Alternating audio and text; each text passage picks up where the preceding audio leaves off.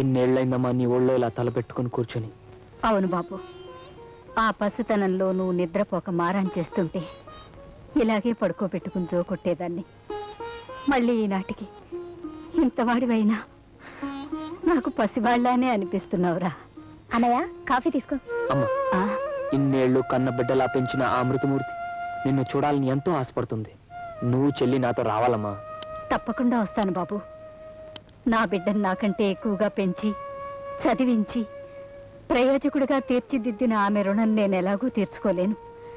కనీసం ఆ దేవతకి చేతులెత్తి నమస్కరించి నా కృతజ్ఞత చెప్పుకోవాలి. తప్పకుండా వస్తాను. పద్మ, సామాన్లన్నీ సర్దేసి మనం ఇక్కడి నుంచి బయలుదేరి వెళ్ళిపోదాం. అదేమిటి బాబు, సామాన్లన్నీ సర్దమంటున్నావు ఎందుకు? అవునమ్మా, ఇక మీరెక్కడా నేను అక్కడ ఉండటం ఏమిటి, అంతా కలిసే ఉందాం. పైగా అక్కడ అమ్మ మరీ మరీ చెప్పింది మిమ్మల్ని తీసుకొచ్చేసేమని. వద్దులే నాన్న, వాళ్ళ మంచితనాన్ని ఆధారంగా తీసుకుని మేం కూడా వచ్చి అక్కడ ఉంటాం బాగుండదు. అలా అనొద్దమ్మా.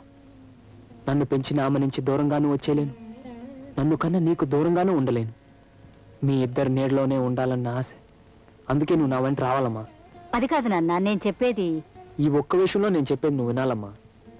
ఎంతో ఆప్యాయంగా మిమ్మల్ని ఆహ్వానించిన ఆమె మాట కాదన్నా, మీ ఇద్దరి దగ్గర ఉండాలన్న నా కోరిక నెరవేరదన్నా నేను తట్టుకోలేను. ప్లీజ్ అమ్మా, నువ్వు వచ్చి తీరాలి. అమ్మా, అన్నయ్య అంతగా చెప్తున్నాడు, కాదని తను బాధ పెట్టడేందుకు? మనం వెళదామమ్మా.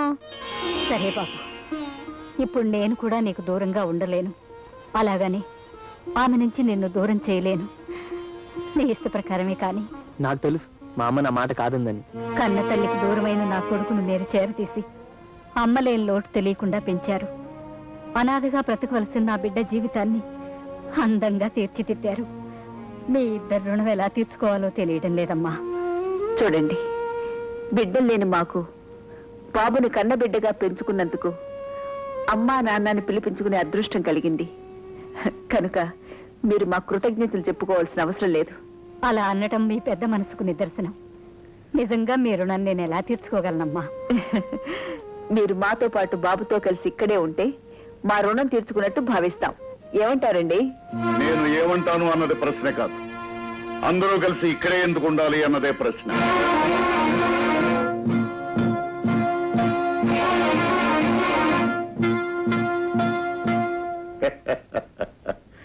ఎందుకు ఉండాలి అంటే, బాబు లేకుండా మేము బ్రతకలేం, మీరు లేకుండా బాబు బ్రతకలేడు. కనుక అందరూ బ్రతికుండాలి అంటే అందరూ కలిసి ఇక్కడే ఉండాలి. అంకుల్, ఇలాంటి ప్రశ్నలు వేస్తే మాత్రం ఎవరం బతకలేం అంకుల్. మిస్టర్ రామారావు, డిపార్ట్మెంట్లో చేరిన చాలా తక్కువ కాలంలోనే నీ శక్తి సామర్థ్యాలు నిరూపించుకున్నావు. చాలా కాలంగా సాల్వ్ కాని కేసుని డీల్ చేయడానికి నువ్వే సమర్థుడని నిన్ను నేను పిలిపించాను. నా మీద మీకున్న నమ్మకానికి చాలా కృతజ్ఞుని సార్. చూడు రామారావు, శివరాం అనే నేరస్తుడు 14 ఏళ్ల క్రితం జైలు నుంచి తప్పించుకున్నాడు. ఈనాటి వరకు చట్టానికి దొరకకుండా నేరాలు కొనసాగిస్తూనే ఉన్నాడు. అతని డీటెయిల్స్ అన్నీ ఈ ఫైల్లో ఉన్నాయి. కేర్ఫుల్గా స్టడీ చేసి అతన్ని తప్పకుండా పట్టుకోవాలి. నాకు అప్పచెప్పిన ఈ బాధ్యతను తప్పకుండా నిర్వర్తిస్తాను sir. Wish you all the best. Thank you sir. Good morning inspector. Hi Murali, come on come on. ఏమిట్రా, చట్టం కోసం వచ్చావా లేకపోతే స్నేహితుని చూడడం కోసం వచ్చావా? చట్టానికి సంబంధించిన ఒక విషయంలో నీ సహాయం అడుగుదామని. సహాయం కావాలా? ఏమిట్రా? మరేం లేదురా, శివరాం అనే వ్యక్తి గురించి వివరాలున్న ఫైల్ కోసం వచ్చాను. ఆ ఫైల్తో నీకు అవసరం ఏమిట్రా? ఏరా చెప్తే గానీ నువ్వురా రాము, సమయం వచ్చినప్పుడు చెప్తానుగా. ఓకే, ఇదిగోరా.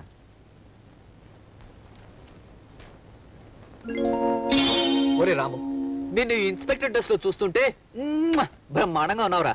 అసలు రౌడీలు కేడీలు నీ కారు మీద పడిపోయి ఇలా పోలీస్ స్టేషన్ తో పాటు చేసావు కదా. సారీ రా.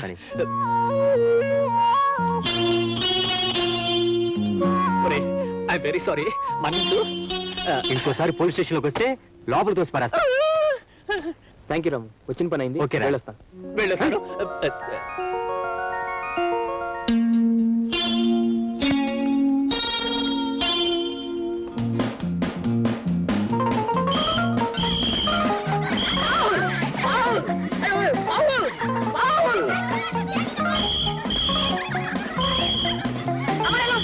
Excuse me, sir.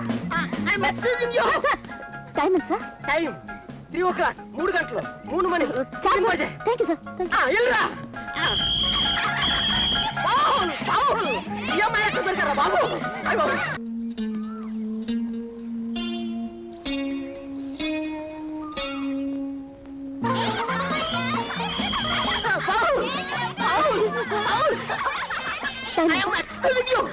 Timing sir 3:15 వెళ్ళరా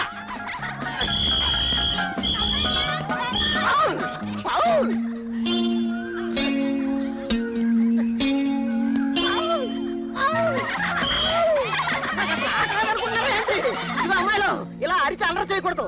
అసలు నన్ను అడిగితే నన్ను అడిగితే నిన్నడమని కాదు. 3:25 ఈ వాచ్ నీ దగ్గర ఉంచుకునే ఆత్మానం నువ్వే చూసుకుంటా ఉండు.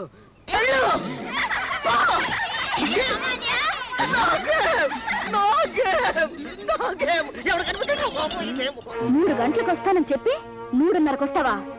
ప్రతి నిమిషానికి కాస్త కాస్త చొప్పున నాకు ఒళ్ళు మంట ఎంత పెరిగిపోయిందో తెలుసా? ఏమిటి మురళి అలా ఉన్నావు? ఏం లేదు రేఖ, నేను ఒక పని మీద 2-3 రోజులు అవుట్ ఆఫ్ స్టేషన్ వెళ్ళాలి. ఏమిటా పని మురళి? నా జీవితానికి సంబంధించిన కొన్ని ప్రశ్నలకి జవాబులు ఎత్తుక్కో.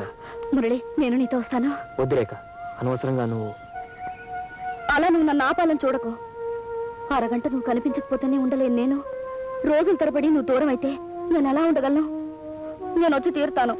ఆల్ రైట్, పద. ఆ విష్ణు చక్రాన్ని కూడా తీసుకెళ్ళా.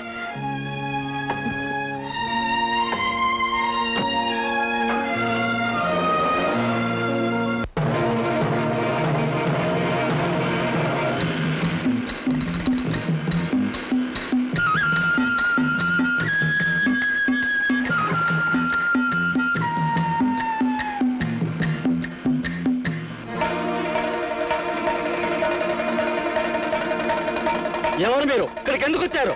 మేము పోలీసు మనుషులేమో పొడిచిపోరేంట్రా? ఆగండి, మేము పోలీసు మనుషులు కావు. మేము మాకు కొత్తగా పెళ్ళైంది, హనీమూన్ కని బయలుదేరాం. దారి తప్పి మురళి, రేఖ అదే మొన్నగా పెళ్ళైంది. మరి ఆడేటి మీ వెనకాల తోకలాగా? ఓ వీడా? వీడు నా బామర్ది గాడు. చూస్తుంటే మీరు చక్కటి జంటలా కనిపిస్తున్నారు. రండి బాబు. బాబు, మంచి కోసం బతికేవాళ్ళం, మీకే కీడు చెయ్యం. ప్రతి మనిషికి ఉపకారం చేయాలని మా దేవుడే చెప్పాడు. దేవుడయ్యా? అవును, సొమ్ము కమ్ముడు పోయిన చట్టాన్ని, పెద్దలకు లొంగిపోయిన న్యాయాన్ని, పేదలకందని ధర్మాన్ని ద్వేషించాలి తప్ప మిగిలిన వాళ్ళందరినీ ప్రేమించమన్నాడు మా దేవుడయ్య. ఆయన చల వల్లే మేము ఇట్టా బతుకుతున్నాం బాబు. ఏమండి, ఇక మేము బయలుదేరతాం. చీకటి పడే వేళయింది. మీరు ఇప్పుడు వెళ్తే చిక్కులు ఇరుక్కుంటారు. మీరు ఈ రాత్రికి ఇక్కడే ఉండి రేపు ఉదయమే వెళ్ళొచ్చు. కానీ అర్థమైంది బాబు. కొత్త దంపతులు ఈ రాత్రి ఎక్కడ గడపాలని సంకోచిస్తున్నారు కదా. మీరు ఈ రాత్రి గడపడానికి ఏర్పాటు చేస్తానుగా.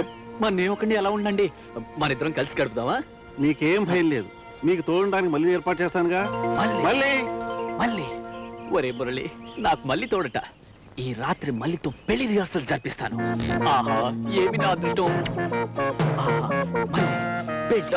పెళ్లి. ఒరే మళ్ళీ, వీళ్ళిద్దరికీ ఒక గుడిసి ఏర్పాటు చేసి ఈ రాత్రికి వీడితో నువ్వు ఉండు. అది అలాగే మళ్ళంటే మళ్ళంటే వీడా?